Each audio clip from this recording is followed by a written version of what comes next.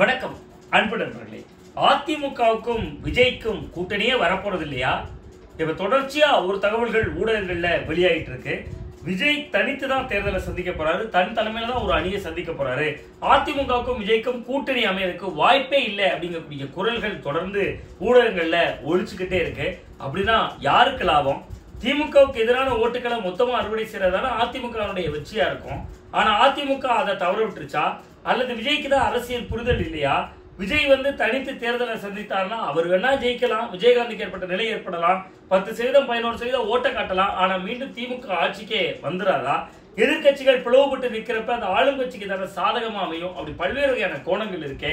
அப்படின்னா அதிமுகவுக்கும் விஜய்க்கும் கூட்டணி வர்றதுக்கு வாய்ப்பே இல்லையான்னா அதுக்குள்ள இரண்டு வகையான யூகங்கள் இருக்கு. அந்த இரண்டு யூகங்களை தான் இப்ப நம்ம பார்க்க போறோம்.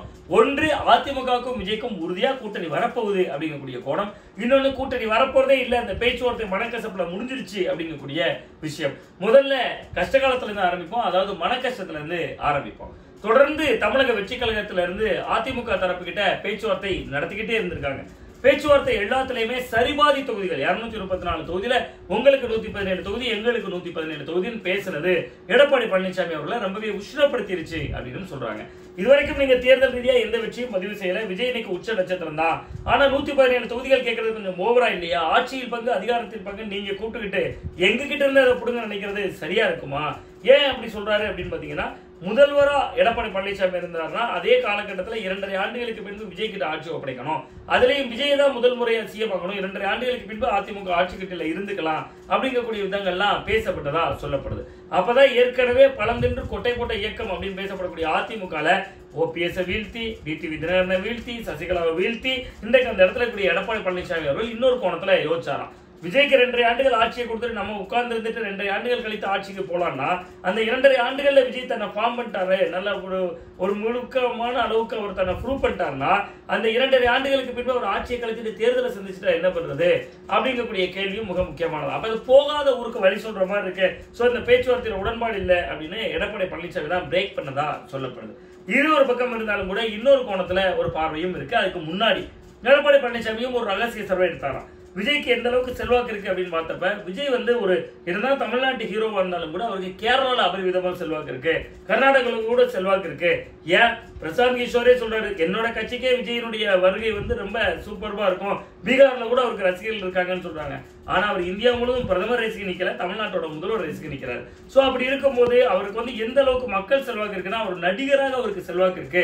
ரொம்ப குறிப்பா தமிழ்நாட்டில் ஒப்பிட்டா வட மாவட்டங்கள்ல தலித் இளைஞர்கள் மத்தியில விஜய் கிட்ட ஒரு பெரிய செல்வாக்கு இருக்கு. சோ அந்த கிரேஸ் யாருடைய ஓட் பேங்க் உடைக்கணும்? விடுதலை சிறுத்தைகளுடைய ஓட் பேங்க் உடைக்கும், திமுகவுடைய ஓட் பேங்க் உடைக்கும் போது அதிமுகவுக்கு பாதிப்பு இல்லை அப்படிங்கக்கூடிய புள்ளி வரத்தை எடப்பாடி பழனிசாமி அவர்கள்கிட்ட கொடுத்திருக்காங்க. இன்னொன்னு, அதிமுக இன்னைக்கு இருக்கிறவங்க எல்லாம் வயதானவர்கள் தான் அதிகமான பேர் இருக்காங்க, அவங்க எல்லாம் விஜய் பக்கமா திரும்பல அப்படிங்கிறது உங்களுக்கு பிளஸ் அப்படின்னு கொடுத்திருக்காங்க.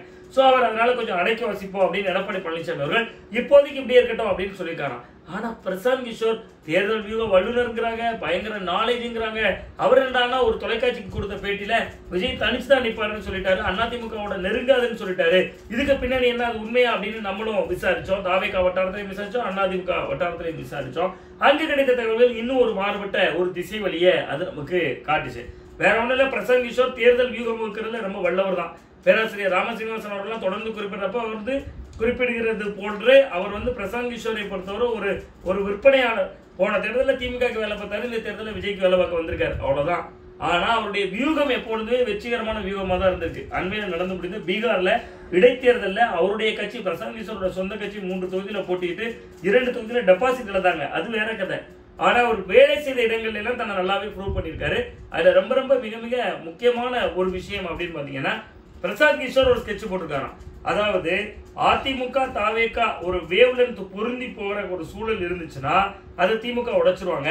சோ திமுகவை பொறுத்தவரை தாவேகா தனியா தேர்தலில் நிக்குது, அதிமுக தனியா தேர்தலில் நிக்குது, பிஜேபி அலையன்ஸ் தனியா தேர்தலில் நிக்குது, நாம் தமிழர் தனியா தேர்தலில் நிக்குதுன்னு ஒரு 5 முனை போட்டி மாதிரியான ஒரு நரேட்டிவ் செட் பண்ணாதான் திமுக ரொம்ப அசால்ட்டா இருப்பாங்க.